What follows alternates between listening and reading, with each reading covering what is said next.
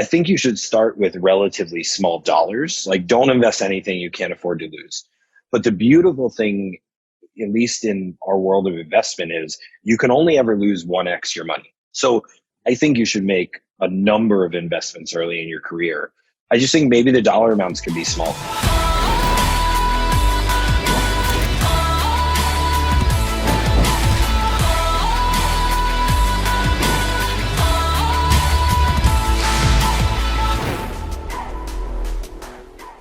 One of the most important qualities of any investor, but especially a startup investor, is unbridled optimism. It's so easy to find excuses not to invest. Most startups that you're considering investing in are probably early stage. They may not have a fully functioning product or a fully fledged team. So it's really important, if you're thinking about getting into angel investing, to not only consider the question, what could go wrong, but rather, what could go right? For example, today's guest talks about how he actually envisions and writes out the entire potential path for how a company could 50x his capital if everything went right. You'll see that in evaluating startup investments, you don't even really need to have a financial background. It's a matter of understanding patterns and people in markets. And one pattern we're going to talk about today is the growing importance of community and the potential for picking outsized winners based off of a startup's ability to leverage community as its early customers and partners. This is a super informative episode, so let's dive in. All right, today we have Jesse Middleton. Jesse is a general partner at Flybridge Capital. Jesse, how are you doing today? I am doing great as one can do in this weird moment we're living in. But as you can see, I'm sitting at, I think I mentioned earlier, my son's room, who's very much in the sailboat. So that's where you're catching me. Well, I know that you have a pretty prolific investing career in just a short span of time, really, in a little over 4 years. So I want you to just take us back to the beginning and how you got started in this world in the first place. What got you interested in it? Yeah. So I think I'll take you a little bit further back than that, but I won't spend too much time in my life story. But I grew up in like a little farm town. And so I got into technology when I was in third grade. And what I knew from the moment I put my hands on the computer is I wanted to work with tech. I wanted to be a software engineer. I wanted to write code, I guess, although I'm not the best code writer at this point, or programmer at this point. But I knew I wanted to work with tech. And when I made my way through college and ultimately left to go pursue information security, I thought technology and technology operations was the thing I was going to focus on. When I moved to New York, I was fortunate enough when starting a young startup called Backstory with a good friend of mine to meet the two founders of WeWork, and ultimately got involved early on. We were 4 people and decided to build in partnership with Adam and Miguel what we called WeWork Labs. And I would argue that I think it was Steve Jobs said, if you look behind you, you connect the dots, it's a lot easier than looking ahead. And I think that if I look backwards, when we launched WeWork Labs, that was the beginning of what would eventually become my venture career. The idea was working with early stage founders, mostly people in their first companies, who were looking for a community and support to building their startup. And what we provided in Labs was some of what venture capitalists offer, right? We brought in experts to offer mentorship, just like today we have advisors in our fund. We worked with friends of the community in order to find the best new founders. In today's world, we would leverage, scouts or venture partners to do that. And so the journey for me started there, but it wasn't until a few years before I left WeWork, which I spent about 6 years building, that I started to really formally get into investing and thought I'd met a lot of venture capitalists. I met some really great people that were VCs. I met some really crappy people that were VCs. But I think that I thought this was a path I might want to go down. I thought I was pretty good at selecting great people to work with, great founders to work with. And so I started to dabble as an angel investor, and I'd made a little bit of money. And so I started by writing $2,500 checks, which, when I was 18, never would have imagined writing. When I was in my mid 20s, I guess I thought I could spend it on that or a very expensive trip, and maybe this will turn into 10x or 100x. And after about a year and a half of doing that, decided that I wanted to pursue this as a career. And so I actually stepped down from WeWork in 2016, right around when my son was born, to build my own fund, which ultimately led me down a path to joining my partners at Flybridge instead. And what is it that you love about investing that you love so much that you decided to go in and start your own fund? I like to talk about the fact that I've never prepared for anything in my life the same way I did to move into venture, which is to say, I studied, I interviewed other people, I sort of practiced, if you will, as an angel, although the time period to see if you're any good at investing in the venture world is somewhere between 7 and 10 years, as many people know. And so I'm not sure the practice really helped. Um, but I think that from my standpoint, I was able to take a step back and look at what am I really good at? What do I excel at? And also, what am I really poor at doing? What am I bad at doing? And there's some middle ground where it's like, what do I want to improve? And I think what I realized about myself is I wasn't a big company operator. I didn't like working in the realm of P&Ls, large project management, plans, roadmaps. I like the nitty gritty of like 0 to 1. I like the build part of it. And so during my time at WeWork, I spent much of it sort of taking brand new departments or initiatives from 0 to 1. And that was literally the first 6 to 9 months. And so whether that was building our first IT organization, our first sales team, our first development group, um, that's where I really thrived. I was amazing at what I think of now as like storytelling. I was great at recruiting other great people. And so when I thought about those are the things I'm great at, the things I don't like are managing big teams of people. I don't like the sort of big company thing. I left out this moment in time when I came to New York when I ran tech for a public company at the time at far too young of an age. And like I would spend weeks every quarter preparing for our quarterly analyst calls. Like that is just not a world I want to play in. It's not a world I do well, and it's not a world I care to do well. And so when I could finally get around the idea of trying to get good at every skill in a company, I realized that I could actually focus on the storytelling part, the choosing the early participants, and all of that led me down a path of learning about how in the venture world, it's like 90% about who you pick to work with, both as an investor picking a founder and a founder picking an investor, as it was, maybe 10% is like what you do after you've picked them. The massive winners in the world had it in their DNA. They may not have been successful before this. They may not have been multi-time founders, but there's something in their DNA that drives them. There's also a market timing question, lots of other things. But from my standpoint, I basically said, this is a role where I can pick, where I can choose to work with amazing people for a long period of time. And quite honestly, never have to manage a big team. Venture is not a big business. And so, I think I just found it was the stuff that I loved doing was a part of the business, and the things that I didn't love and things that I didn't necessarily want to love are sort of left out of my day to day. So it seems like that when it comes to your approach investing, I mean, especially as an early stage investor, that a big focus, as you've mentioned, is really the people, the founders. How do you evaluate the founders and the idea, and how much weight do you place on both? Yeah, so I would say that's totally true that a huge amount of what we do is sort of weighted on the founder. Part of it is we're very comfortable at my firm, we're comfortable being the first check-in. We're comfortable being sort of the friends and family or angel round with founders that we know well and in particular markets that we know well.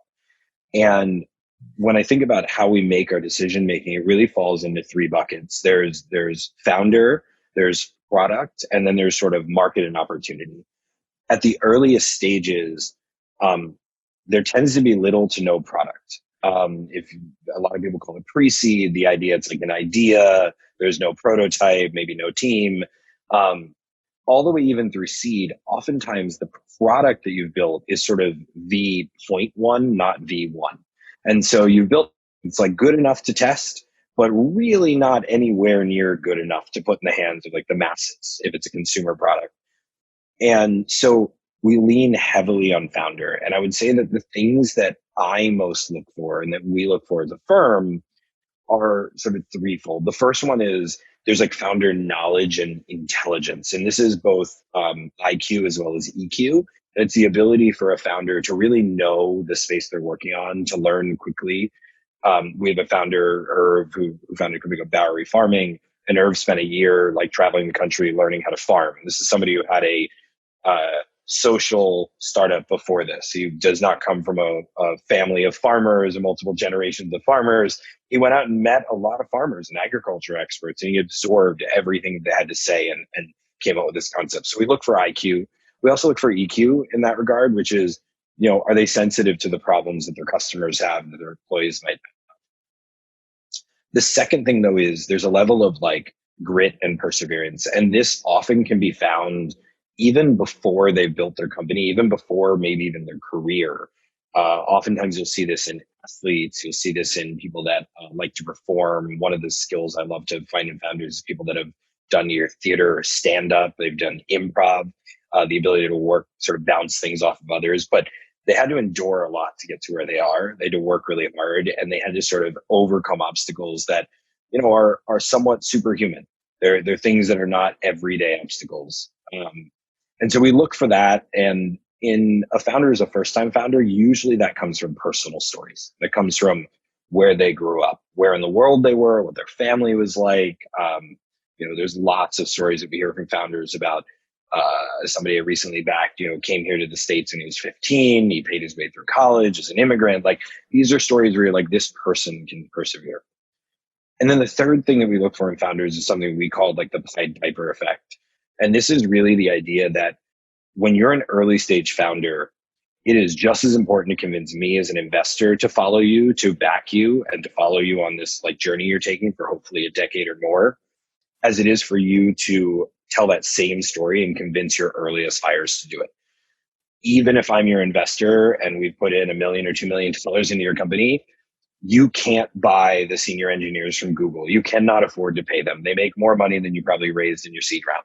And so, your job as a founder is to convince the best and the brightest at the moment that you need them to join you for what is a promise of the future. So I'd say when we think about how we look at founders, it's those three categories that we're looking at. And much of that is done just through personal time and interviews, which is why what has happened during COVID, where many things are online and on Zoom, just as we're doing now, have in some ways made it much more difficult to really identify those sort of exceptional founders. We're finding our way through it. We're finding the new normal, but it's been interesting. I'll say that. Well, what would you say for, someone who's investing for the first time? Maybe they're doing it through, say, equity crowdfunding, right? And they don't get that one-on-one personal time with the founder and the team. What are some other things that they should be looking for? Yeah, I mean, look, we don't back founders that we haven't met, right? And and even as an angel, when I was writing those first checks, these were all people that I had a chance to meet, some of which I had known for years and some people I'd met more recently, but I had a chance to talk to them. I think if you are in the position where you don't have the ability to connect with a founder directly, I think the second best thing you can do is really understand the third part that I was talking about, which is market and opportunity.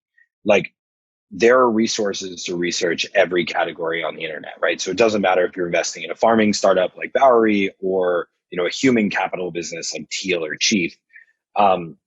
Ultimately, you're looking at, is the market big enough and are the trends moving in such a direction that if somebody was successful, if all the stars aligned, would there be a big enough outcome here that you could see a return on your investment?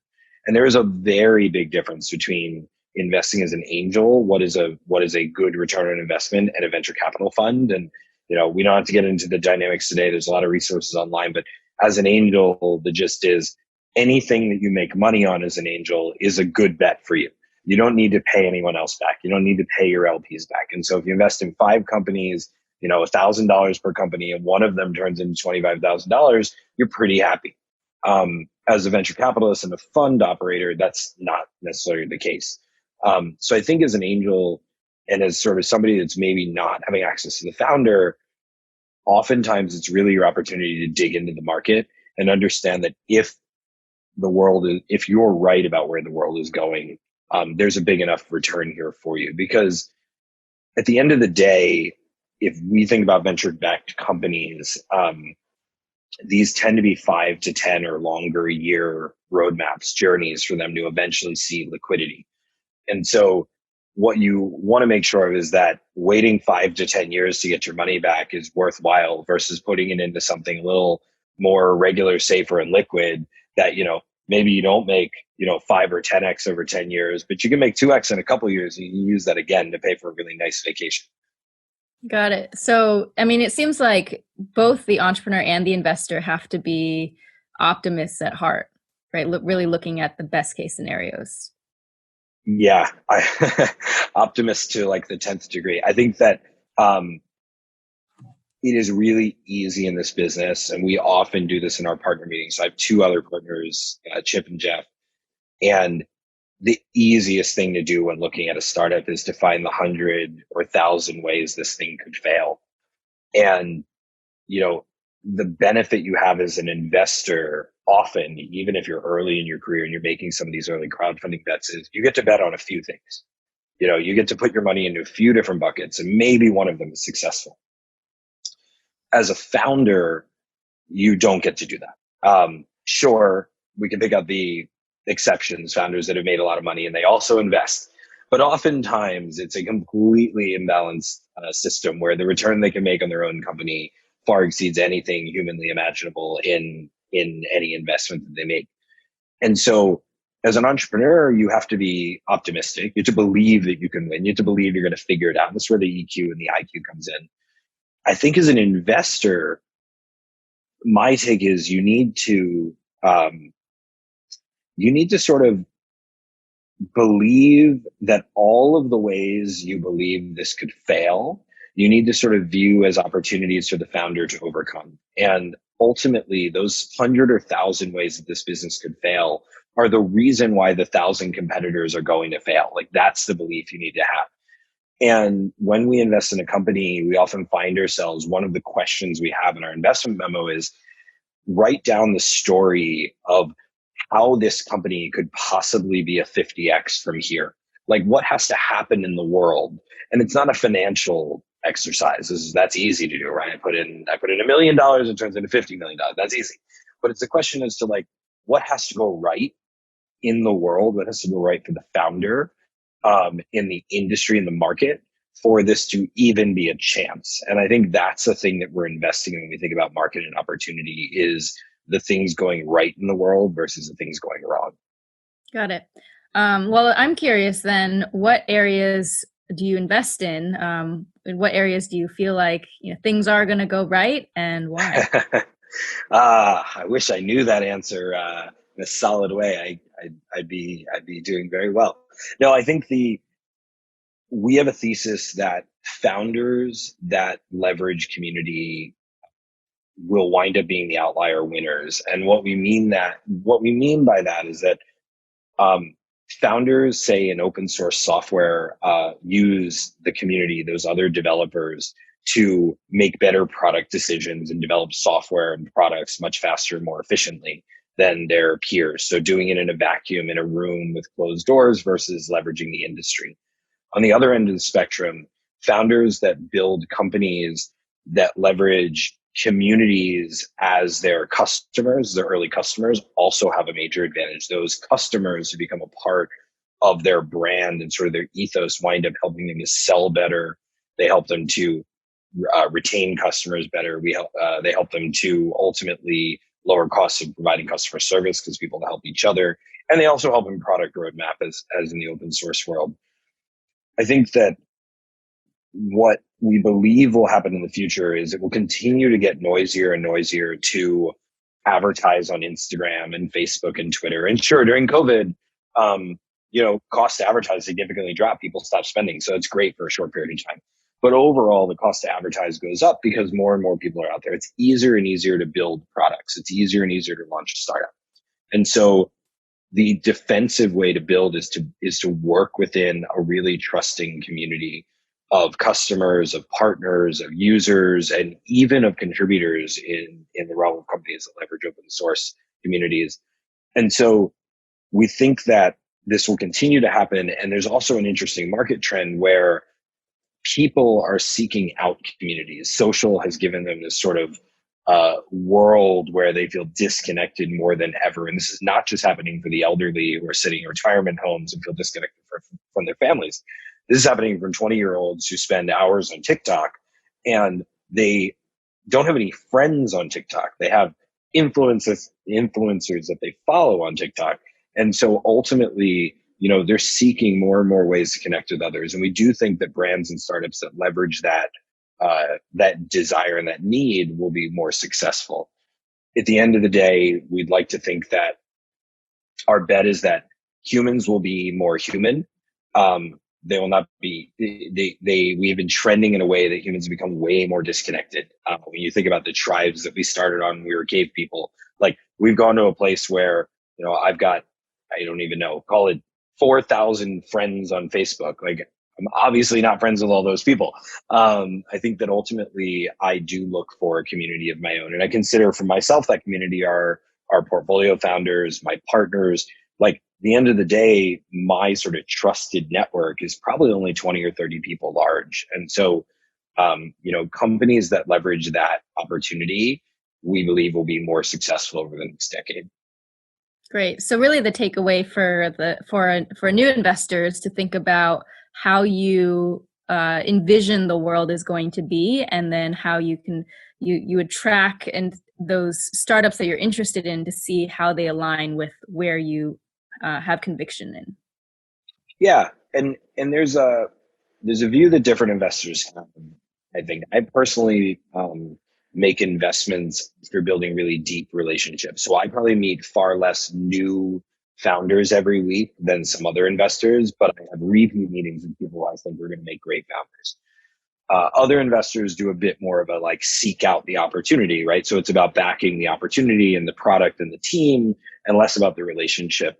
I think if you are in the position of not having the opportunity to get to know founders, I think you take where do you think the world is going to go, and you overlay that with what are the gaps in getting there. And so whether it's a systemic problem, like there's some infrastructure that's missing. So if we think about, healthcare for the 50 million unemployed people and all the independent workers, or it's something where it's more nuanced and focused. Like in order to be, to solve a consumer problem, there's like a missing product there. And we see this a lot, the direct to consumer world saw this a lot.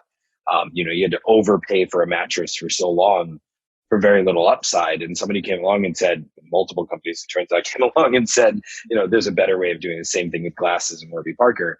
I think that if you can figure out where you believe the world is going, and that just comes from personal experience, it comes from having a high enough EQ and sort of paying attention to the world around you, you combine that with the campaigns that are out there, and you tend to find solutions that fit into that future world. Got it. So on that end, then I'd love to know about some of your most successful investments. And if you could walk us through your thought process that led you to make those investments. Yeah, so I'll start with one that hopefully resonates with your audience, which is there's a company called Splice here in New York, made for music creators. And Splice is specifically made for music producers. I imagine that everybody who will hear this podcast listens to music. What the data would suggest in the world is that 1/3 of those people at some point in their lives tried to make music. And I don't know if that's true. That's what surveys say. That's what a lot of data says. Seems like a lot of people try to make music. But the truth is that very few people in the world actually create music to then be shared, right? To then be sold. But it's still in the tens of millions of people. 30 million people a year publish music around the world that they want to share with listeners and other musicians. And so when I saw Splice, founded by this guy, Steve Martocci, who's a multi-time founder, he founded a company called GroupMe before and had a very successful early exit. What he pitched me was that the world of music had been changing for the last decade, and almost all music had two things happen to it. Number one, it was predominantly digital. So whereas 20 or 30 years ago, everybody that wanted to be in music learned to play guitar, sing into a microphone, or play a piano or the drums. Now you had musicians who were doing this on their computer. They also maybe learned how to play guitar or play the drums, but they were using software on a computer. This software has been around for 25 plus years and really hasn't changed. It's this like big box software. You go to like Staples and buy it off the shelf, or maybe I'm dating myself. I'm not sure if Staples still sells software, but they did. And so the second thing that was happening is that not only was music all going digital, but it was becoming highly collaborative. And you can see this in the charts today. Every single top track that comes out is something featuring another artist, something in collaboration with. And Steve's pitch early on at Splice was, look, the software to make music is sort of there. People like it. It's good enough. Changing 25 years worth of software and music is not really our angle. And we're also not trying to convince people that they shouldn't learn to play the guitar, because they should. But what we did see is something similar that happened with software development a decade prior, which is the collaboration happened and the ease of creating software happened. And those two things combined led to this gap where there needed to be a platform and a network for creators to create together. And I mean this when I say it, the way that artists before Splice made music together was they would record it on a computer with a guitar and then use all the software and make multi-gig files. And then they would put all of that onto a physical hard drive because it was too big to put on Dropbox, and mail it to somebody somewhere else in the world who played drums. And that person would record themselves playing drums and then mail it to somebody else who sang. And this is literally how music was collaborated. And yet you or I would take for granted the fact that we can drop a file in Dropbox and work on it together right now, right? Or in Google Drive. So the pitch was, we're going to build this collaboration platform and ultimately sit at the center of music creation. And the belief that we had is we had seen the rise of open source and collaborative software happen a decade prior. We backed companies like Firebase, Crashlytics, MongoDB early on. And those creators created using their collaborative environment, which was GitHub. And so there was this missing piece, which was GitHub for music creators. And there was a lot more value to be created. In addition to all of that, I talk about market and opportunity, which is music creators are growing. This was pre-COVID. In COVID, it skyrocketed. People are sitting at home. They got nothing to do. But even before that, we were going from 30 to 50 million people pretty quickly. Music schools were rising, and collaborating on music online was pretty high already. So ultimately, what got me over the edge when we talk about those three things are people. Steve is a multi-time founder who, I don't know if he would even appreciate me saying this, but had a chip on his shoulder. He had a very successful exit, but it happened 11 months into building GroupMe. He never had a team of people to manage. He never had to make any real money, revenue in the business, because it happened so quickly and Microsoft bought it. He wanted to build something much more substantial, something that made money, something that impacted a lot of people with a real team behind it. The product made sense. We saw this happen a decade earlier in software development. We believe it to happen in audio. We think it will also happen in video in the future. So it's something I'm keeping an eye out for. And then the market was growing. The trend was growing. So if we were right in the beginning, over $1 billion was spent a year on music software alone. 95% of that is pirated. So there's actually another 20 plus $1 billion out there for the taking.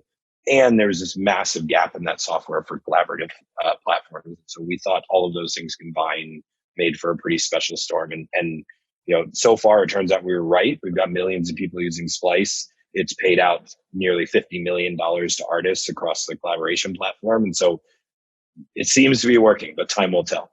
So you're still waiting on the final ROI. Yeah, exactly. As a VC and as an angel, as somebody in somebody that may want to enter into this, the big challenge for this business is you don't see capital until there's a liquidity event. So there's an exit, it's an IPO, it's an acquisition. And so you wait and you see all the positive indicators, but that's what you're hoping for. Got it.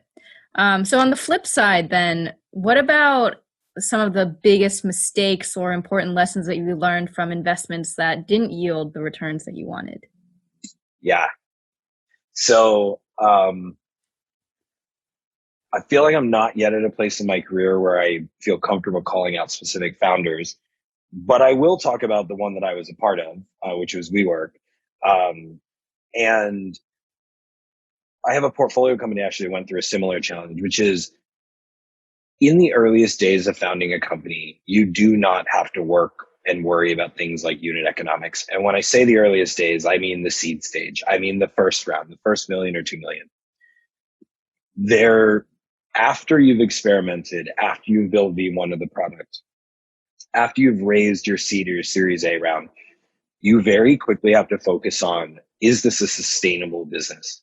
And in the venture world, we look for high growth. So it's not like what you should be doing as a founder is focusing on slow growth, don't spend too much on marketing to acquire customers. What you do need to focus on is, how do those numbers work at scale? And I'll give two examples here. One is WeWork, which I was a part of, which is in the earliest days of WeWork. I talked about this as a community effort. The number that we held true was roughly every single person that moved into WeWork moved in and became a member because they had walked through WeWork prior with a friend. They had been through a space with a colleague, a friend, they'd been to an event. The person that walked through and took a tour would convert 33 to 40% of the time into a paying member. And they would often take 4 desks. That was like the average. So if you think about this, this is a person that walked through and converted greater than 100% of the time, which is obviously not true, but a really interesting number to think about. One person comes in, you spend money on getting one person in the door, and they pay you for 5 people, right? And so that is a true network effect. The challenges WeWork scaled was that there wasn't a focus on the true unit economics. What did it actually cost to get that person in the door? And what did it cost when somebody left, when they moved out? And so over time, we spent more and more and more on marketing without actually optimizing for the conversion of that person. And so, at some point along the way, yeah, we paid for that one person to walk through the door, but we also paid for like 10 other people to come and like drink beer in WeWork. And ultimately, that cost of acquiring a customer was far greater than what we were getting out of that customer in month 1, 2, or 3. On the flip side, we saw something similar at Splice, which was every single member of Splice is a collaborator with other people. They look up to other musicians as collaborators. And so for a little while, as the company grew, we got to a place where we were spending a lot of money to bring these people in, to get them into paying customers. And what we realized is that we were actually spending money to acquire people that were already customers. They were just customers in like a different part of the business. Maybe they subscribed to a sounds product or to a plugin, but not to the other. And so ultimately, I would say the biggest lesson is making sure that you as a founder understand what the true cost of doing business is, what the true cost of acquiring a customer is, what they call CAC. And I mean that in fully loaded numbers, not just like the cost of a Facebook ad, but what's the cost of the Facebook ad plus all the time from your team to get that person to convert, as well as the cost of goods sold. So, and we think of what is the actual price that it costs to deliver that experience. And I think that far too often founders just think like there's more money down the pike. There's more investors, more dollars in. And the truth of the matter is that we as an industry are pretty bad about continuing that fallacy. Because if you're doing really, really well, there's lots of massive funds that'll give you billions of dollars and you feel like the money will never stop. But the truth is that the public markets don't accept it. And private investors at some point don't either. And so I would say that the biggest mistake that early stage founders make is they don't pay attention to the CAC and the COGS early enough.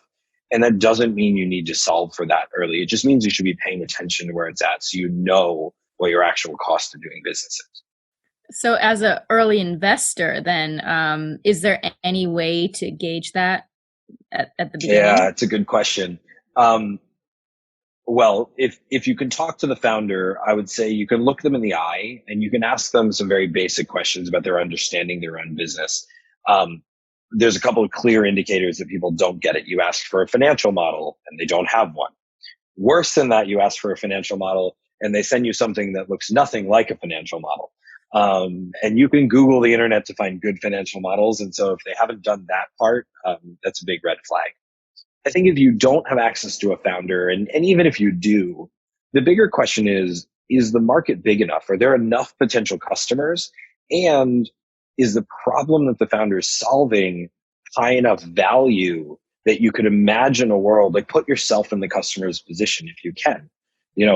Is there a world where you would pay enough money for this product that you would think that you could be bought as a customer? What I mean is like, let's assume that, there's a bunch of data out there. You can Google, like, how much does a bank spend to get a new credit card customer? It's like $800 to $1,000. So think about that. Like, to get you as a credit card customer, you spend $1,000.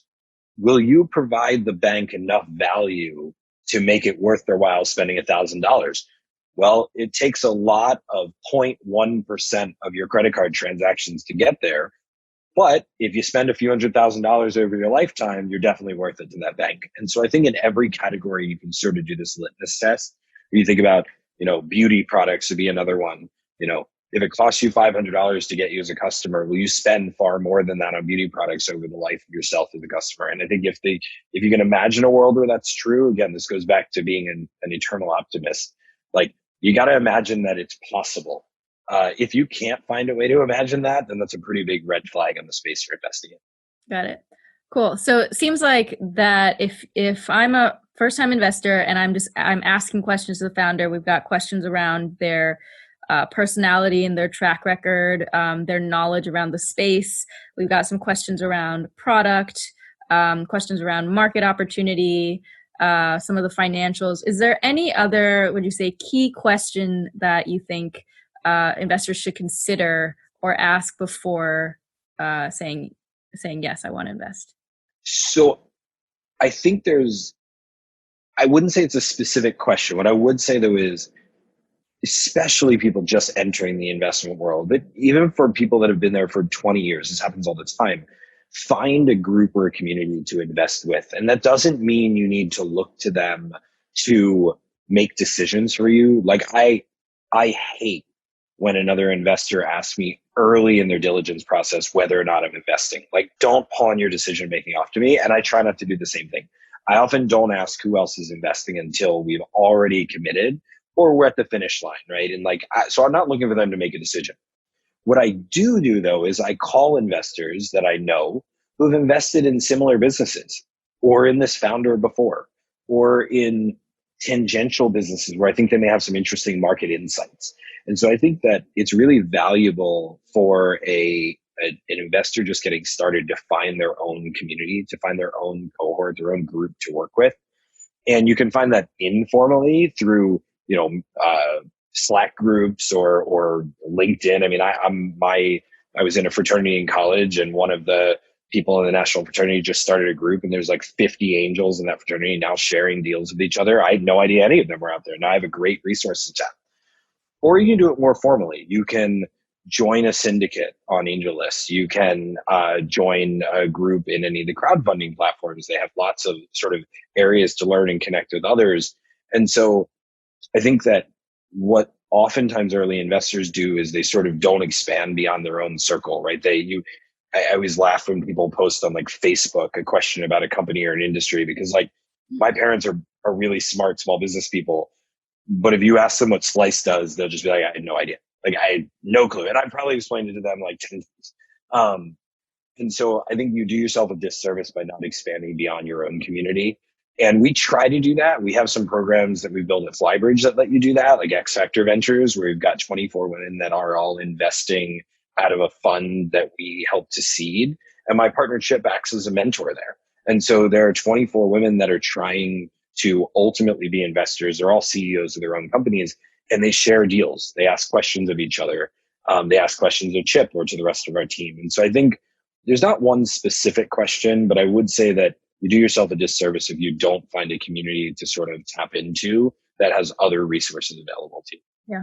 Well, that's awesome, because we have that community at the Confident Investor. So if anyone is interested in getting started, we go through case studies, due diligence, all of that stuff. And we also bring in founders that you can ask questions to and practice your investing with. So just as a couple last questions, out of curiosity, what would you be if you were not an investor? Oh, that's a good question. I just watched a movie, The Office Space, the other day for the first time in a long time. And I love his answer to the question, what would you do with $1 million? He says, I wouldn't do anything. But no, I think if I weren't an investor, I think ultimately I would find myself in some sort of a recruiting role, because I think that recruiting is and this is a more professional answer, and then I'd tell you what I would do with my time if I weren't doing anything. But uh, in an executive recruiting role, there's very similar overlap. There's this storytelling, there's this ability to convince someone that this is worth taking a risk on with their lives, with their families' lives. There may be a pay cut, there's equity that could be worth something, or it's likely worth nothing. And so I think if I weren't investing, I'd likely sit in a world of recruiting and helping founders bring in their earliest hires. And this is something I did. I hired hundreds of people in the early days of WeWork. It's something I help my founders with in my portfolio today. I think if I weren't investing and I were not actually working, and you were just asking what I would want to do with my life, I'd probably just be out on the boat, like leading a daily tour of an area that I like, because I love being on the water. And I think, again, for me, it's a very natural trait for me to be a storyteller. And so I enjoy interacting with other people. I enjoy sharing with them. I enjoy sort of bringing them on a journey with me. And so I think no matter what, I'd wind up in a position where I was sort of bringing people on a journey. Awesome. Well, I think that there's definitely been a thread throughout all of this around connection and community and the importance of that in our own lives, in the companies that you invest in. And last question for you is, what is just the one important takeaway that you'd like to leave our audience with as they think about starting the investment process or increasing their knowledge in the space? It's a good question. When I went out to start to angel invest, the number one thing I heard from other investors was go slow. Don't invest too quickly. You're going to make a lot of mistakes. Your first few investments will be mistakes. I'm actually not sure I totally agree with that advice. So I'll be a little bit counter to that right now, which is I think you should start with relatively small dollars. Like, don't invest anything you can't afford to lose. But the beautiful thing, at least in our world of investment, is you can only ever lose 1x your money. So whatever you're investing, I thought about this when I bought my stock at WeWork. I thought about this as an angel investor. Whatever money that went out there on my own personal spreadsheet, it was zero. It was like I sent $10,000 somewhere, and then like I assumed I lost $10,000. That was okay giving up. And then as the company started to gain traction, started to gain value, I would then bring that number up and imagine that it's worth something. So the difference I would say here is I think you should make a number of investments early in your career. I just think maybe the dollar amounts could be smaller. And so if you were going to invest $25,000 in 3 deals, like spread that over 4 or 5 or 10, because I think you will make mistakes. It is completely about pattern matching. And so, you'll back somebody you think has that grit that I was talking about earlier, that perseverance. And then you'll realize actually they're a little flaky, and you realize in their storytelling, you go, oh, they kind of did jump around jobs. And yeah, I thought it was just kind of quirky, but actually they're really not in it to win it. And so you want to gain that pattern recognition. And I think that platforms, a lot of these crowdfunding ones that are out there, give you the ability to do that, because your minimum check might be $10, might be $100, might be $1,000. But I think that if you're willing to take the risk, pick a number that you're willing to risk with, and spread it out over 5 to 10 things rather than focusing on 2 or 3. By the end of your first year, if you build a portfolio of 10 investments, 90% are going to fail. That's just statistics. But you will have had 10 chances to learn about what works and what doesn't. And there's always nuance to it, but I think you'll be able to pattern match much faster. And so I would say invest often, invest a regular amount. So pick a number and kind of stick with it. It's just good portfolio construction. But maybe cut the dollar amount in half that you were planning to invest and double the number of investments, so you get more sort of shots at goal. Awesome. Well, that's great advice. Super actionable. Really appreciate all the experiences and the stories and that you've shared today. So I think that this will be really great for our confident investor community, and we're super appreciative of your time today. Thanks so much. Thank you. Cheers.